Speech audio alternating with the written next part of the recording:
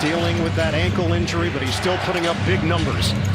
Jazz control the tip. The Clippers have not won a jump ball yet in the postseason. Bogdanovich, attack mode for Utah. Yeah, make baskets.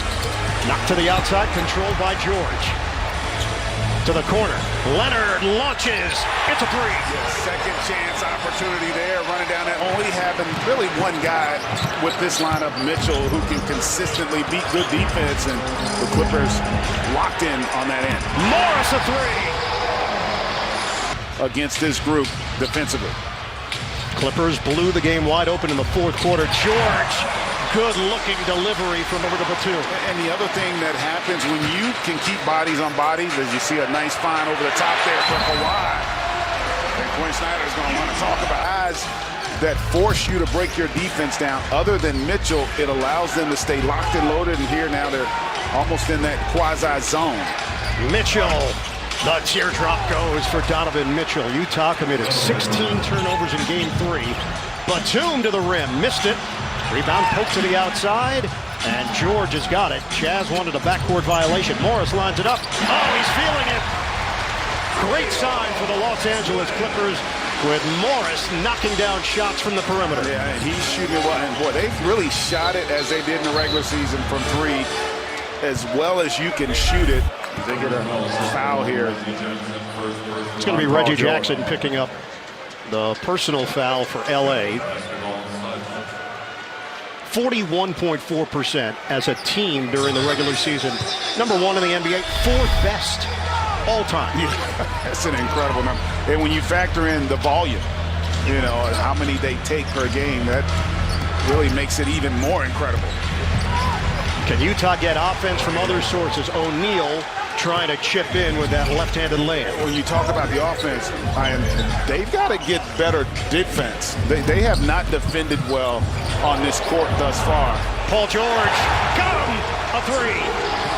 Another example of it right now. The Clippers are just a little more comfortable last game or so. Well, he's been aggressive. What I like about it, even when he didn't shoot it well in Utah, he got to the free throw line. That's, to me, a sign of a guy who's still confident, even if he's not making shots.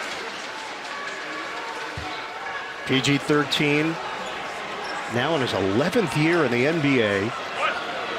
When the Clippers paired up Paul George with Kawhi Leonard, they thought they could make a run at the NBA Finals last year. The heartbreaking loss in the Western Conference semifinals, leading Denver 3-1, only to fall in 7 games. That was such a focal point during the offseason around the NBA. Clippers have put it behind them. Coaching change, and believe they have the squad that can make their first run to the Western Conference Finals this year. Utah has made 3 field goals. They have 3 turnovers.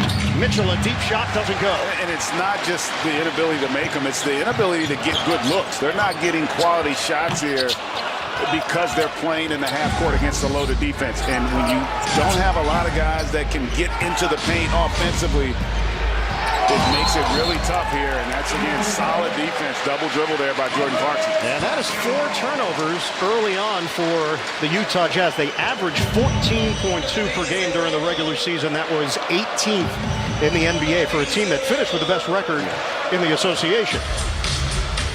It has been a problem for them in this game, or I should say in this series, particularly here in Los Angeles. Leonard, the fake. Hangs and hits. Bogdanovich got lost in the sauce. Mitchell switching hands. Beautiful, Buddy grabs his ankle right at the end of the play. And he's lumbering back down the floor.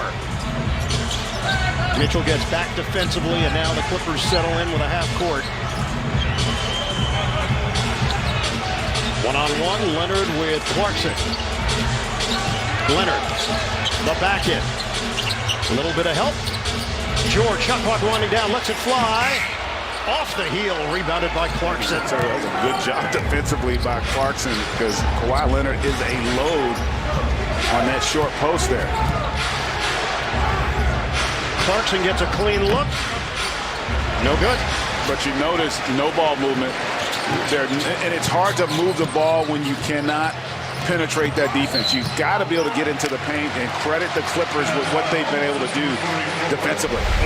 And Bogdanovich called for the foul way outside. That was just a strong, physical, aggressive move, and then right back at you. Mitchell there, again, attacking earlier in the shot clock before that defense gets set. Let's see if, from a tempo standpoint, if Utah can speed the game up a little bit and try to create some rhythm offensively that way. Greg, a tighter rotation for Tyronn Lue. He played 11 guys in the first half of game one, but recognized it was coming off a grueling 7-game series, so he felt he had to go a bit deeper. And it's not just physically grueling, it's mentally grueling when you play a 7-game series. Same opponent, no secrets, it is tough. Good defense there from Clarkson. Patrick Beverly is in, replacing Reggie Jackson. It's a 12-point lead for the Clippers. Utah is 3 of 13 from the field. Step in, Beverly got his hands on it. Clarkson off the hesitation. The jump shot. Foul is called.